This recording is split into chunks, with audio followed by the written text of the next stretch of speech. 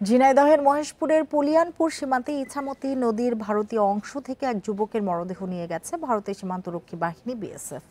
ওই যুবক বাংলাদেশি এবং নাম ওয়াসিম দাবি করে পরিবারের সদস্যদের অভিযোগ তাকে বিএসএফ পিটিয়ে হত্যা করেছে। পরিবার ও বিজিবি জানায় শুক্রবার সন্ধ্যায় ইছামতি নদীতে মরদেহ ভাসতে দেখে স্থানীয়রা বিজিবিকে খবর দেয়। পরে বিজিবি গিয়ে মরদেহটি নদীর ভারতীয় অংশে ভাসতে দেখে বিএসএফকে জানায়। বান্ডেল থাকলে প্রতি সেনমানিতে টাকা বাঁচবে। বিকাশ সেনমানি বান্ডেল কিনে জিতুন প্রতি লেনদেনে। রাত 9:30টার দিকে মরদেহ উদ্ধার করে নিয়ে যায় বিএসএফ। মরদেহটি বাংলাদেশি না ভারতীয় নাগরিকের তা নিশ্চিত করা যায়নি। কেউ মরদেহের দাবি করেনি বলেও জানায় বিজিবি। তবে মহেশপুরের বাঘাডাঙ্গা গ্রামের এক পরিবারের দাবি, ওয়াসিম নামের ওই যুবক মালামাল নিয়ে আরও 3 জনের সঙ্গে ভারতে যান। ফেরার সময় ভারতের হাবাসপুরে বিএসএফের টহল দলের সামনে পড়েন তারা। এ সময় অন্যত্র পালিয়ে এলেও ধরা পড়েন ওয়াসিম।